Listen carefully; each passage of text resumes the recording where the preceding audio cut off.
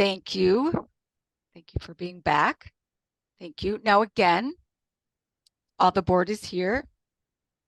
Michael, George, Jessica, Pete, Megan, plus we have Teresa, Raiford, excuse me, plus we have 2 interpreters and like 197 people watching right now. So thank you everyone for sharing your feedback on each of the finalists. Thank you. Now is our opportunity to, deliberate after we've shared our impressions. And I want to remind everyone to be very respectful to each other. Regardless of what the outcome is, what the vote is, we are going to respect the finalists. We will all do that. Okay, so yes, I do see Teresa. You wanted to go ahead and say something? I do, and it will be quite long-winded, as is my style. Sorry. In the first interview, and Chris Kafton was our first interviewee, I was completely taken back by his charisma, his energy, his confidence. Everything that he exhibited completely took me back. And quite frankly, I gave him some rather high scores. And I don't regret that, right? I still stand by my original impression of him. And I would ask that the board please bear with me, because I'm not going to make it through this without extreme emotion.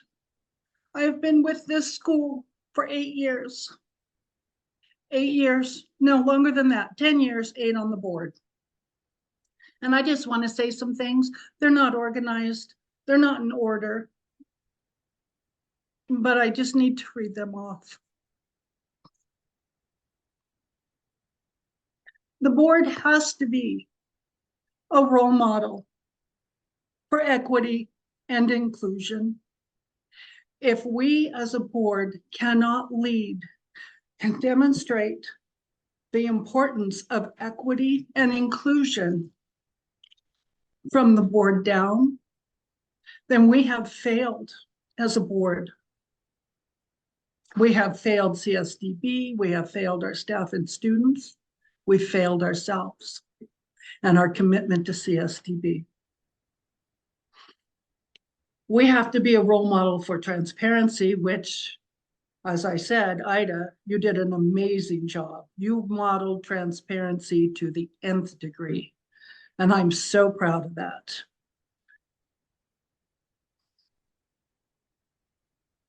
But some things that we need to seriously consider, and the public and their input and their visions has to be 100% embraced. I don't deny that at all. But our students have to be 100% supported. I would say to the community, I encourage you to come to the board and say, this is what I want to see from the school. Can you do this?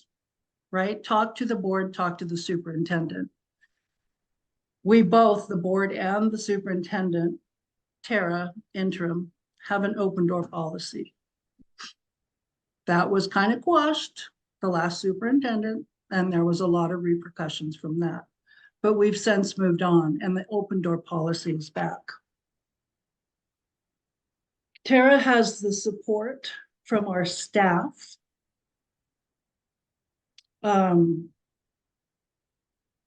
Obviously, nobody will have 100% of all the staff. But as we've seen, as the letters of recommendation and the letters that speak to her character, I mean, I could go on, but I don't want to waste time with that. The letters of recommendation that have come in for Tara Spangler have been beyond reproach. They have sung her praise to the highest. She has exceeded their expectations. They weren't, and I believe that maybe there was a misunderstanding from our employee that said that she felt pressured and that these letters of recommendation were pressured from the top down. She believes that. And I'm sorry that she has that perception, but I believe that perception was misunderstood. I know the department heads personally, and I know their reputation, and they are beyond reproach. They would not do that. I want to ask you, what message will we be sending our students and staff if we bring in an educator with no blind, hands-on understanding? What will we be saying to our blind students? We are going to tell them, and I'm sorry that I'm emotional, we are telling them, you don't matter. You don't matter. Your education doesn't matter. We're gonna, and I adore Chris, let's give him a position at CSDB. He's fabulous. But do we really want to tell our blind students that you don't matter? That's the message. This is the most historic vote that this board will ever have, because this is the only time, and I suspect in the future, I don't know if it would ever present itself again, to have a candidate with dual experience. Never in the history of CSDB has that happened. 150 years. And I don't see a lot of possibilities of it happening in the future. We have a unique opportunity to lift our campus up, to lift our students up, to turn out complete students, all students being equal. And I believe that we can't get to academic excellence without unity of a campus. The topic for the town hall was unity. What's your vision for unity at CSDB? What's your vision for the campus? Who spoke to that? Who stayed on topic? Who made their presentation? One candidate did. They all had the same instructions. The board didn't even have the instructions that I know of. The community didn't know what the topic was. I had to come back after the fact and email Shane and say, hey, what's the topic? What was the topic? I'm hearing that it was supposed to be unity. So one candidate spoke to unity. I've been on this campus for 10 years. I have seen its nasty divisions. I have seen staff pit against staff, students pit against students, and I wasn't going to go here, but I have to. I have seen prejudice to Jonah on this campus, and he wouldn't let me deal with it, and I respected that. But that will never go away until we have unity. We will never have academic excellence. We will never fully get to innovation. And, I have my papers here, of the leadership profile. We can never get to a strong value collaboration with our partners. What are we telling our partners of CSDB? Who wants to partner with a school that completely dismisses half of their population? I wouldn't. Sorry, I have several more pages to go. Again, I would love to see Chris in a position at CSDB. During the superintendent search, Tara has recused herself from any and all meetings and information regarding the superintendent search. She has shown impeccable character. We cannot have successful students. We cannot produce a successful student, a successful contributing person to our society without teaching advocacy for the other, without unity, and without nurturing the whole child. I don't care what the test scores are. I'll use Jonah again, 4.0. But he had to have a scribe, somebody to write his papers for him. He had to have a reader to him because he couldn't read at the level. He could understand it, but he couldn't read it. And that wasn't the school's fault. That's his visual impairment. But so state testing doesn't really mean a thing because he's a 4.0 student, but his assessments sure didn't show it. So that, I don't know what that came from. This is out there. We have to reach across the aisle. Senator Pete Lee, you know that. You know, because how many bills have you produced? I don't remember how many bills you successfully got through Congress. And you did it by reaching across the aisle, by creating unity. I have nothing bad to say about Chris.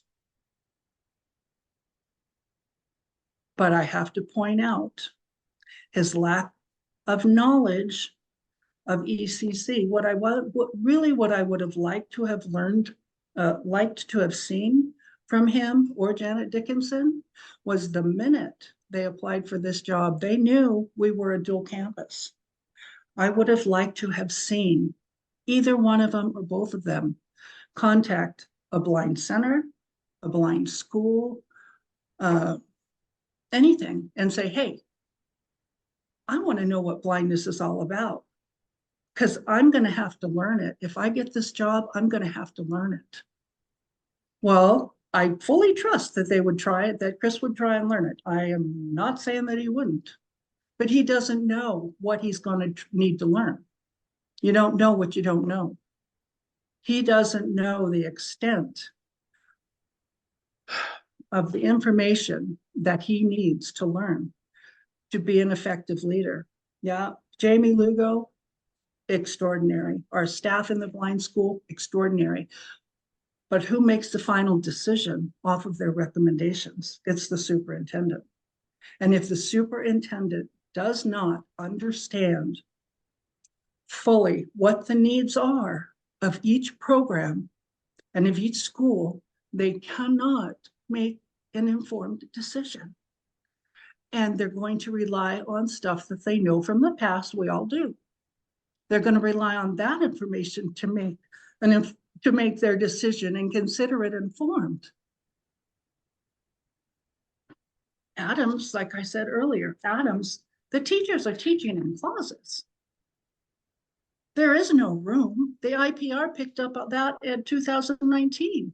Our teachers are so dedicated to our staff or to our students that they're teaching in closets. They're sharing classrooms. Not only are they exhausted, overworked, but they have to figure out, okay, you're teaching math now, so you get the classroom for this amount of time. And you're doing this now, so you get the classroom. That they have to figure that out, the logistics of that.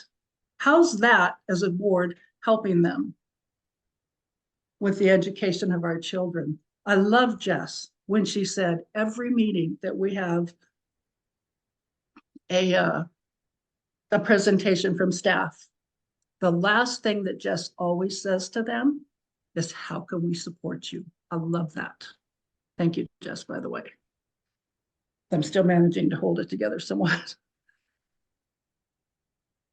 So how can we support them? How can we support them? By giving both populations a chance at equity. I am not saying that Chris cannot be successful. I am not saying that he would not be successful, but I am saying that we have the opportunity to say to our campus, to say to our deaf kids, you know what? I want you to know we value our blind just as much as we value you.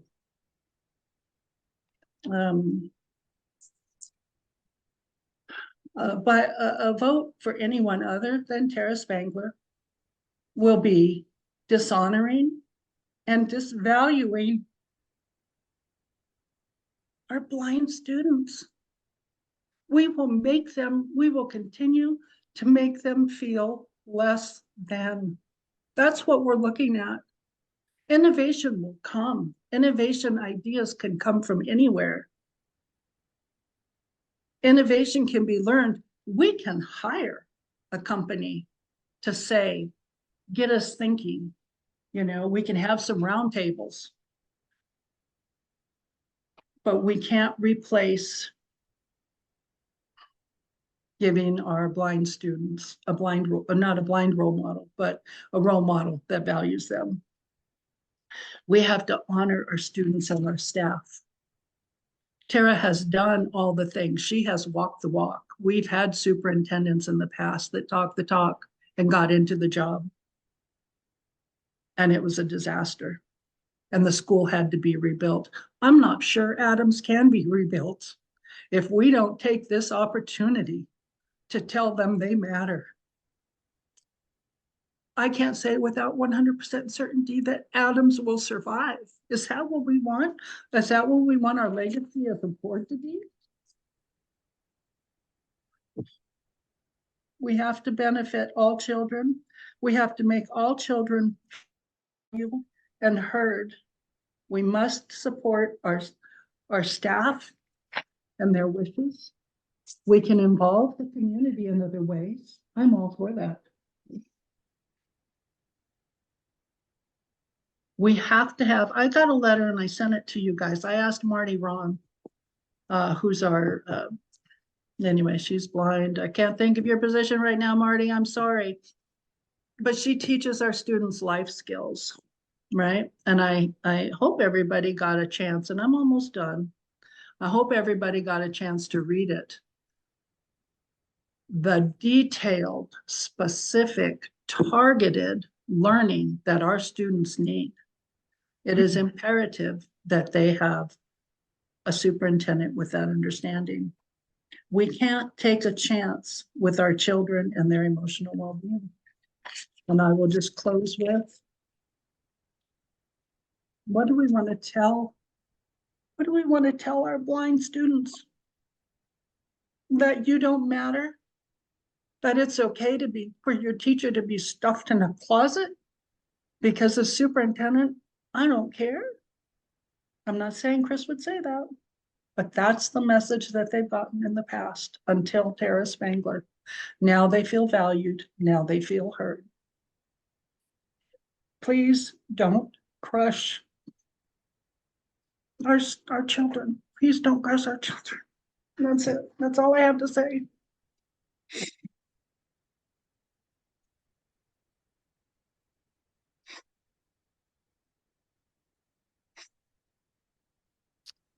Okay.